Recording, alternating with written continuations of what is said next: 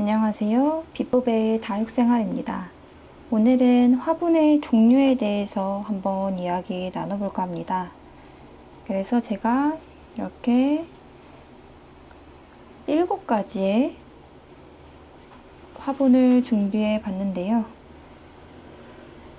일단 처음에는 유약 바른 도자기 화분, 이렇게 도자기 화분들이 있는데 디자인뿐만 아니고 그런 내구성이라든지 장단점이 다 따로 있어서 제가 그거에 대해서 한번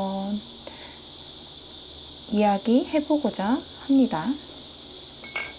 자, 이렇게 유약 바른 도자기와 유약을 바르지 않는 도자기가 있습니다. 그래서 보면 질감은 유약을 바르지 않았으니 당연히 약간은 꺼끌거리고, 이 유약을 바른 도자기는 많이 매끈거리는 모습을 볼 수 있습니다. 유약을 바른 도자기 같은 경우는 이 친구도 약간 다르죠. 이렇게 뒤에 보면 이거는 만든 도자기에 유약을 직접 입히신 수제 도자기 화분입니다. 이거는 말 그대로 공장에서 이렇게 찍어온 도자기라서 아래부터 위에까지 균일한 모습을 보이고 있습니다. 자, 여기 두 개 보면 둘 다 유약을 바른 건 똑같거든요. 일단 장점으로 보면 유약 처리가 되어 있어서 물에 강합니다. 그리고 어디 이렇게 긁히더라도 한번 코팅이 되어 있기 때문에 많이 스크래치가 나거나 아니면 껍질이 깨진다든지 그런 불상사를 조금은 막을 수 있습니다. 하지만 단점으로 보면 아무래도 흙으로 만들어졌기 때문에 이 수제 도자기는 조금 더 무게감이 있어요. 조금 무거운 편이고, 공장에서 찍어온 거는 조금 더 가벼운 느낌이 듭니다. 하지만 유약 때문에 한번 바람이 불면 이 유약으로 인해서 바람이 원활하게 통과되기는 좀 어렵기 때문에 유약을 바르지 않는 도자기에 비해 통기성이 조금 낮다. 그리고 그만큼 배수성도 낮을 수가 있습니다. 아무래도 유약 때문에 공기와 물의 통과가 좀 어렵기 때문에 이 친구들은 뿌리를 잘 봐주셔야 됩니다. 특히 바람이 많이 치지 않는다 하면 조금 더 신경을 써서 봐줘야겠죠. 그리고 이 화분은 제가 개인적으로 좋아하는 화분인데, 이 화분을 끝으로 이 작가님께서 화분을 만들지 않아서 제가 가지고 있는 화분이 마지막 작품이라고 해서 구입을 하게 됐고요.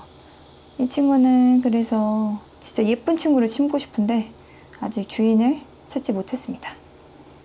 어쨌든 유약을 바르지 않는 도자기 화분 같은 경우는 장점은 유약이 없기 때문에 공기와 물의 순환이 좋아서 뿌리 건강에 조금은 유리하다고 볼 수 있습니다. 그리고 아무래도 이렇게 예쁜 그림이라든지 작가님의 표현을 좀 자유롭게 할 수 있기 때문에 더 인테리어적으로도 더 예쁘다고 저는 개인적으로는 생각합니다. 그리고 흡수성이 좋기 때문에 물이 쉽게 스며드는 대신 그만큼 빨리 말라요. 그래서 이러한 장점이 있고, 하지만 이게 좀 까끌거리다 보니까 도자기를 옮길 때 또는 이 화분을 좀 만질 때 좀 질감이라든지 아니면 이가 나간다든지 그런 깨질 확률이 그래도 유약을 바른 것보다는 조금 많지 않을까 생각이 듭니다. 자, 다음은 토분인데 토분 같은 경우는 그냥 유약을 바르지 않고 한번 구워서 만든 테라코타라고도 한다고 하는데, 일단 이 토분 같은 경우는 이게 약간은 토분하고 비슷하긴 하거든요. 지금 잠을 자고 있는 친구들이 있고, 이런 토분 같은 경우는 통기성이 아주 좋아서 흙과 공기의 순환이 잘 되고, 그래서 자유기들이 조금은 더 잘 쑥쑥 자랄 수 있습니다. 그리고 자연스러운 보온 효과가 있어서 뿌리의 건강에 좋아서 아무래도 토분을 많이 애용하시는 분들도 있다는 걸로 저는 많이 봤습니다. 단점으로 봤을 때는 토분 같은 경우는 아무래도 좀 일률적이기 때문에 그 일률적인 매력도 있지만 막 특별한 어떠한 이렇게 도자기처럼 뭐 인테리어적인 그런 요소들이 이 도자기에 비해서는 조금은 부족하다고 할 수 있습니다. 그리고 물이 쉽게 증발을 해서 물을 자주자주 주어야 합니다. 그래서 물을 자주 주는 게 조금은 나는 마음이 편하고 우리 집 환경에 다육이가 조금 더 잘 살 수 있다 라고 생각하시는 분들은 토분을 추천드립니다. 자, 마지막으로 짠! 아주 가벼운 플라스틱 분. 많은 매니아 분들이 이 플라스틱 분을 많이 사용하는데, 저도 이렇게 여러 가지 화분을 사용하다가 결국에는 이 플라스틱 분을 많이 애용하게 되더라고요. 이 플라스틱 화분 같은 경우는 아주 가벼워서 이동과 관리가 편하다는 게 정말 큰 장점 중 하나. 그리고 두 번째, 저렴하다.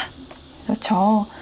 다육이를 키우다 보면 저 같은 경우는 좀 욕심이 생겨서 이 다육이도 키워보고 싶고, 저 다육이의 매력이 있으면 저 다육이도 키워봤다가 이렇게 하다가 점점점 한 개가 10개 되고, 10개가 20개가 되고, 20개가 이제 100개까지 되고, 이런 식으로 늘어나다 보니 아무래도 가격도 신경 써야 되고 그 자리도 한 번 더 체크해야 되기 때문에 이 풀분을 이용하게 됐고요.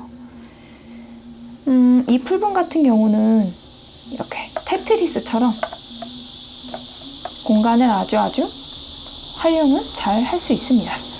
그리고 크기별로 다 좀 세분화돼서 나눠져 있기 때문에 아이들이 자랄 때 가볍게 분갈이를 해줘서 조금 더 짱짱하게 키울 수 있다는 장점이 있고, 단점 같은 경우는 아무래도 플라스틱은 통기성이 없기 때문에 물이 고일 수가 있어요. 그 부분. 그리고 내구성이 좀 떨어지다 보니 시간이 지나면 이 끝에가 깨지거나 아니면 부딪혔을 때 이가 나가거나 약간 이런 모습을 보일 수 있는데, 저 같은 경우는 딱히 그런 적은 없어서 아주 잘 사용을 하고 있습니다. 자, 이 플라스틱 분 같은 경우도 모양에 따라서 다르는데, 이거는